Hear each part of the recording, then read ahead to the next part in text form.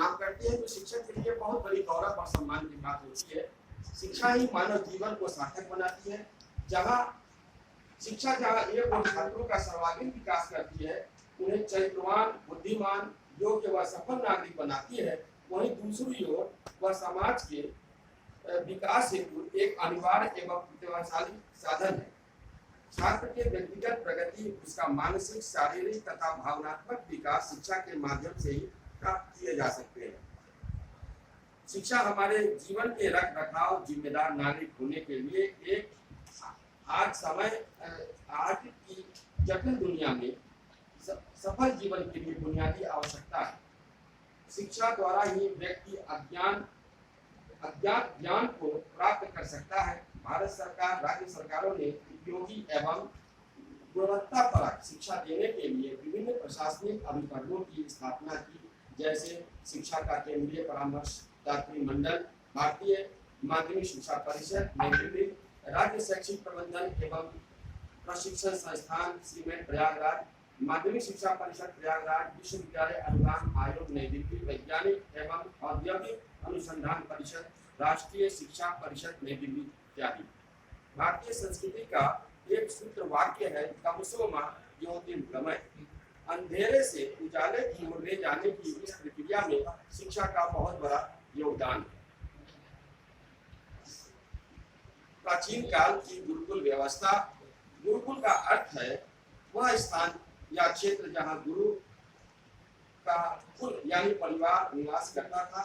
प्राचीन काल में शिक्षक को ही गुरु या आचार्य मानते थे और जहाँ वह शिक्षा ग्रहण करने वाले शिष्यों को उसका परिवार माना जाता है। आचार्य गुरुकुल से शिक्षा देते थे। गुरुकुल में प्रवेश करने के लिए 8 वर्ष का होना अनिवार्य होता था अधिकतर, और 25 वर्ष की आयु तक लोग वहाँ रहकर शिक्षा प्राप्त और ब्रह्मचर्य का पालन करते थे। इस गुरुकुल शिक्षा व्यवस्था का उल्लेख रामायण एवं महाभारत जैसे महाकाव्यों व वेदों में भी मिलता है। गुरुकुल में शिष्य इकट्ठे रहते थे और अपने गुरु से वेद, उपनिषद व धर्म की बातें सीखते थे। सामाजिक मानकों के बावजूद हर शिष्य के साथ समान व्यवहार किया जाता था। यहाँ पर हर वर्ग के शिष्य पढ़ते थे, चाहे वह क्षत्रिय हो या शुद्ध परिवार से। किसी प्रकार का भेदभाव नहीं था। जितना पढ़ने का अधिकार ब्राह्मणों को था, उतना ही शूद्र को भी था। गुरुकुल का उद्देश्य ज्ञान विकसित करना और शिक्षा पर अत्यधिक ध्यान केंद्रित करना ऐसा था। परंतु उत्तर वैदिक काल में यह धीरे-धीरे उत्तर वैदिक काल में इसमें कुछ कुरीतियों का भी आकलन होने लगा। उपनिषदों में लिखा गया है, मातृदेवो भव,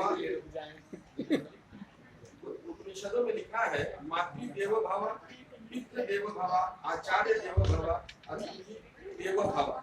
अर्थात माता, पिता, गुरु और अतिथि ये 4 संसार में प्रत्यक्ष देव हैं।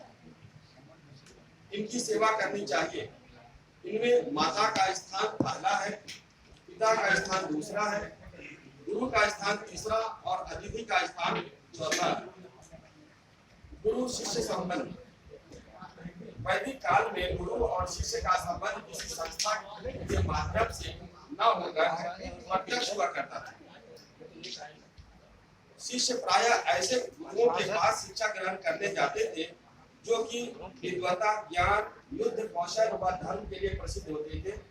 गुरु भी उन्हीं शिष्यों को स्वीकार करते थे जो परिश्रमी, ईमानदार, सदाचारी व आज्ञाकारी होते थे। शिष्य गुरु के ही संरक्षण में रहते थे। गुरु शिष्यों के पास किसी प्रकार का शुल्क नहीं स्वीकार करता था, बल्कि वह गुरु दक्षिणा का प्रचलन था। गुरु निर्धन शिष्यों को भोजन, वस्त्र व औषधि से सहायता करता था। इस प्रकार से शिष्य भी गुरु के मठ आश्रम में एक सदस्य के रूप में रहता था और आवश्यकता पड़ने पर गुरु के मठ आश्रम के कार्यों में सहायता करता था। ऐसी परिस्थिति में गुरु तथा शिष्य का संबंध बड़ा ही घनिष्ठ तथा स्नेहमय होता था। वे पारस्परिक प्रेम, विश्वास तथा जीवन के उच्च आदर्शों के कारण एक दूसरे से बंधे थे। गुरु शिष्यों का मानसिक तथा आध्यात्मिक पिता समझा जाता था। गुरु तथा शिष्य का यह संबंध शिक्षा समाप्त होने के बाद भी चलता रहता था। जब शिष्य अपने घर लौट जाता था तो भी उसे कभी कभी गुरु के दर्शन के लिए जाना पड़ता था और अपने साथ कुछ उपहार भी ले जाना पड़ता था, चाहे वह कितना ही निर्धन क्यों न हो। शिष्य भी गुरु को देखने के लिए जाते थे। वे इस बात का पता लगाने के प्रयास करते थे कि शिष्य कितनी सीमा तक उनके अध्ययन को बनाए रखे। इस प्रकार से गुरु शिष्य का संबंध दोनों के लिए महत्वपूर्ण व लाभदायक था। आज भी हम लोग किसी छात्र को अगर पढ़ाते हैं या उसको शिक्षा देते हैं तो जानकारी उत्सुकता अवश्य होती है कि देखें जरा हमारा वह छात्र अभी वर्तमान में क्या कर रहा है, वह सफल है या कहीं बेरोजगार है। तो हम लोगों के यह शिक्षक होने के नाते इतना तो दिल में जगह स्वाभाविक बन जाती है कि अगर हमारा शिष्य अगर कहीं खुश है तो हम लोग को भी बहुत खुशी होती है। गुरुकुल की दिनचर्या शिष्यों को ब्रह्म मुहूर्त में उठकर बिस्तर त्याग देनी पड़ती थी। उनको दैनिक क्रिया से निवृत्त होकर स्नान उपरांत भोजन इत्यादि करना होता था। तदुपरांत उन्हें अपने नए पाठ को याद करना पड़ता था अथवा पुराने पाठ की पुनरावृत्ति करनी पड़ती थी। ऐसा हम आज भी करते हैं। जिस चैप्टर को हम अपने बच्चों को आज पढ़ाते हैं अगला दिन हम उसको उसे रिवाइज भी कराते हैं या सवाल उसे पूछ लेते हैं। दोपहर में जलावन आदि लाकर भोजन की व्यवस्था करनी पड़ती थी। आसपास के नगर अथवा बस्ती में जाकर भिक्षाटन के द्वारा अन्न आदि की व्यवस्था करनी पड़ती थी।